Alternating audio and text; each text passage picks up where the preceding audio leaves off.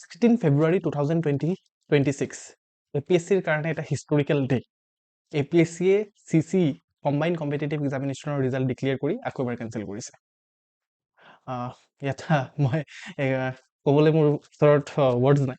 যিটো ৱৰ্ডছ আছে সেইটো আপোনালোকে কমেণ্ট ছেকশ্যনত জনাব পাৰে আপোনালোকৰ ব্যক্তিগত মতামত কি হয়, বাট সেইটো আনফৰ্চুনেট হয়। অ'কে, মই সেইটোৱে ক'ম। আৰু এনেকুৱা কৰিব নালাগিছিলে।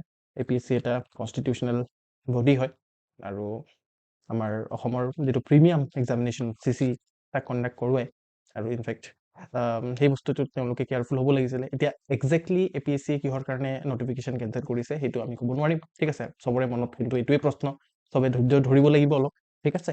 ধৈৰ্য ধৰি পিনে অলপ থাকিব লাগিব, বিকজ চব ইয়াত মানে বহুত ডাঙৰ মেজৰ চেঞ্জেছ আহিব বুলি মই নাভাবোঁ, কাৰণ বহুতবাৰ চাইছেই চাগে এইটো ৰিজাল্ট বনোৱাৰ কাৰণে।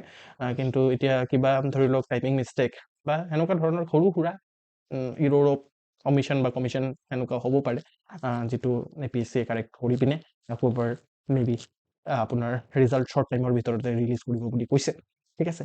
চ' সেইটোৱে কথা যে সেই আৰু আপোনাৰ টাইপিং মিষ্টেক বা এনেকুৱা ধৰণৰো কিবা এটা মিষ্টেক হ'ব পাৰে, সেইটোৱে আৰু যে কেঞ্চেল কৰাৰ কাৰণে কেঞ্চেল নকৰে মানে একচুৱেলি যদি আমি APSCৰ হিষ্ট্ৰী চাওঁ, সেই APSCৰ হিষ্ট্ৰীত কেঞ্চেল মানে কৰা ৰিজাল্ট দেখিবলৈ পোৱা নাযায়।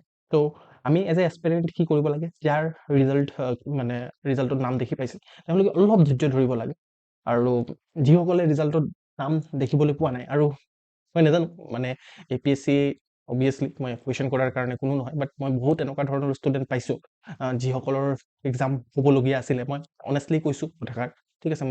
মই ৰঙো হ'ব পাৰোঁ মে বি, ঠিক আছে।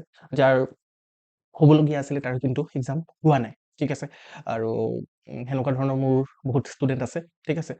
চ' এক নম্বৰ কথা, ডিছহাৰ্ডেন হোৱাৰ কোনো কথা নাই, কাৰণ এইটোতো আমি জানিছিলোঁ আগৰ পৰা, ঠিক আছে। কাৰণ ইয়াত কম্পিটিশ্যন ইমান হাই, চ' তাত আপোনাৰ নোহোৱাটো কেৱল মাত্ৰ আপোনাৰ ভুল হৈ নাথাকে, ঠিক আছে। ইয়াৰ ওপৰত আমি পিছত ডিছকাশ্যন কৰিম।